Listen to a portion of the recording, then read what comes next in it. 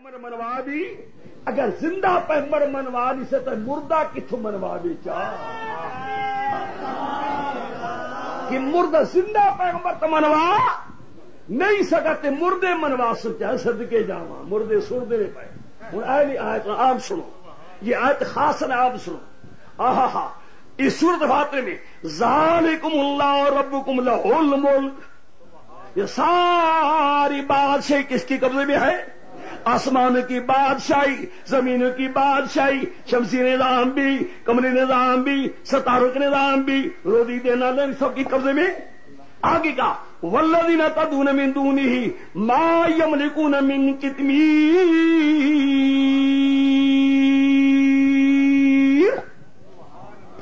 اور مشرکو اور جن کو تم پکار تم مرادیں مانگتے ہو سارے اکٹھے ہو جائے ایک چھلکے کی بھی مالک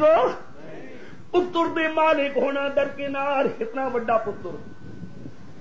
اس دا مالک ہونا درکنار ما یملکون من بولو ما یملکون من قطمیر اور چھوڑو مالک ہونا درکنار ان تدعوہم لا یسمعوا دعاءکم کہ تم کو پکارو تمہاری پکارے نہیں سنتے تمہاری پکارے ان تدعوہم اگر ان تو پکارو لا یسمعوا دعاءکم تمہاری پکارے سارے پڑھو کہو لا یسمعوا پڑھو اونچے لا یسمعوا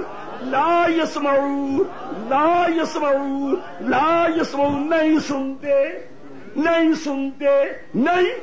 اگنی وچوں سن دین وچوں ڈر لانتی ہو خدا دے تو میں دادا نہیں سنتے اللہ وچوں پہ سن دے واہ واہ واہ میرے اللہ تیرے کہنے پر بھی قربان لا یسمعوا ابراہیم صاحب کی ایک تقریر ہے قرآن پاک میں معجزات بھی ہیں کرامات بھی ہیں انشاءاللہ کل اس کے حوالے لوں گا انشاءاللہ شجاعت میں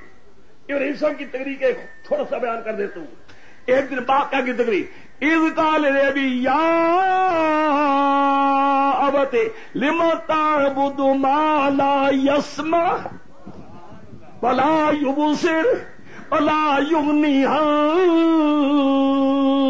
شيئا پہلا لا الہ او میرے ابا کیوں پکارتا ہے اور کیوں منتیں منوتیاں دیتا ہے اور کیوں بکرے چھترے دیتا ہے جو تیری پکارے نہیں سنتے تیری پکارے خدا نہیں اگی جی نیڑے ہو سننے دورو خدا دے بندے نے پتر بنو نہیں تے سن دے ہو اگی جی سن دے لگے آیا قرآن دے لا یسمعون نہیں سنتے نہیں اللہ یسر حالات نہیں دیکھتے ولا یغنی عنک شیئا ایک رتی مصیبت دور کر سکتے لا الہ پکارے سننے والا کوئی نہیں لا الہ حالات کو دیکھنے والا کوئی نہیں لا الہ اسی کے ہٹانے والا کوئی نہیں الا اللہ